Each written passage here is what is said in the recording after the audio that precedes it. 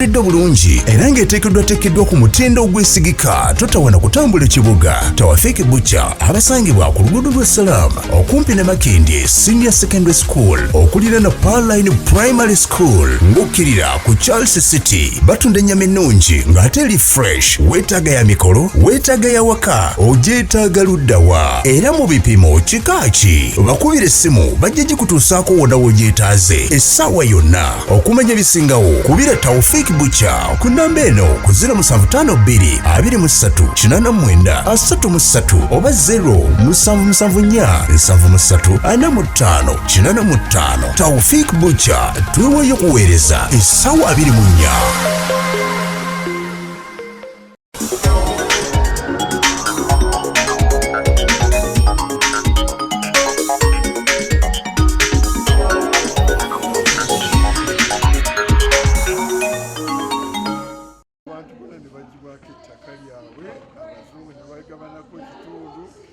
Abantu ab'oluwatu ne bagabana ekitundu ekirala abasigadde ne basigala nga balwana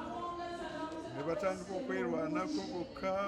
ne babawo enkyukakyuka entono ezaaliwo 1928 ne basaawo etteeka erya busuulu bujolo eryabawaako protection entonotono naye protection yali conditional olina okuwa obusuulu nanvujjoko olina okukola oluwalo yatira force labor nga tosasulwa olina okusasula busulu envujjo tukitegeeza nti buli kyofuna kyonna osalako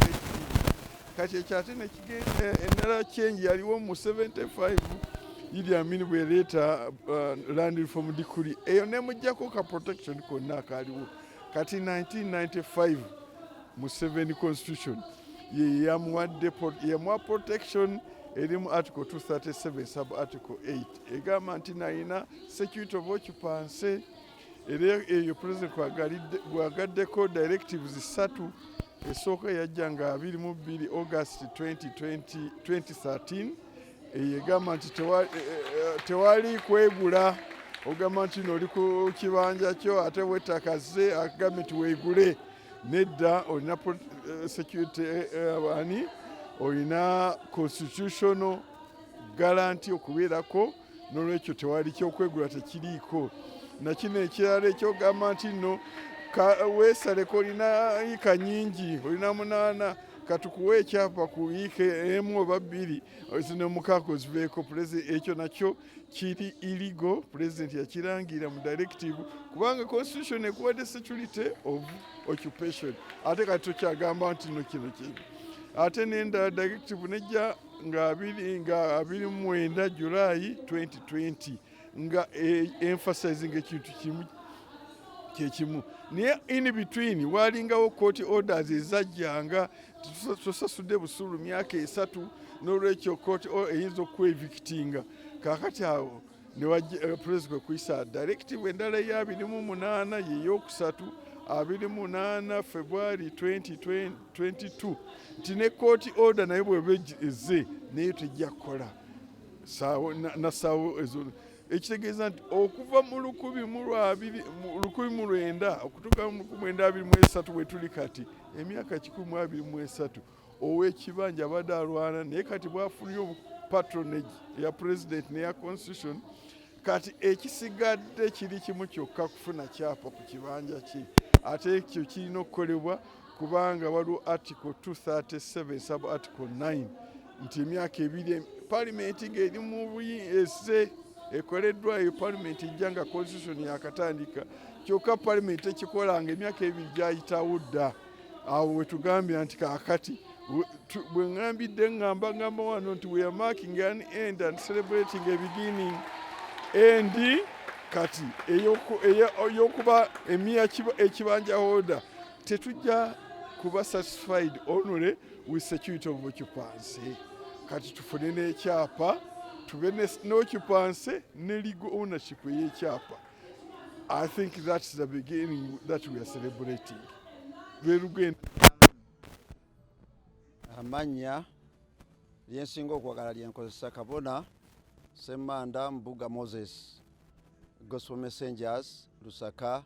Zone 6 Makindye. Olwaleero tukuŋŋaanye okwebaza Katonda olw'ebirabo ebikulu bibiri ekirabo eky'obulamu kubanga obulamu bwe bugagga obusinga obugagga bwonna, n'ekirabo eky'obulokozi kubanga obulokozi bwe bulamu obutaggwaawo. Ebyo tosobola kubigula ne bw'obanga olina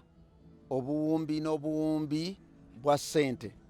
Ebyo bw'oba nabyo oba omaze. Twatambuliddeko guli mu Zabbuli ey'ekikumi mu 7. Zabbuli eyo erimu abantu 4. Abantu abaana bonna bwe basomako, Katonda yasookanga n'abakolera ebikulu n'eby'amaanyi n'emikisa. Emikisa buli lwe gyeyongera, abantu abasinga beerabira Katonda oba bava Katonda. Naye bava Katonda olw'okuba bantu be, Katonda tabeerabira oba tabatabukira. Bwe beenenya ebibi byabwe oba ebyonoono byabwe ne bamukaabira, ate Katonda addamu okubaagala nga batayononangako, era n'abakolera ebikulu era n'eby'amaanyi. Katonda ajjudde ekisa era ajjudde okusaasira. Omuntu alina kwesibamu muguwa kubanga nyonoonye oba nayonoonye oba nagudde mu buzibu. Oluggi lukyali luggule, kasita weenenya omusaayi ne gukunaaza ne gukutukuza, Katonda addamu n'akola mu nkola ate ekwewuunyisa.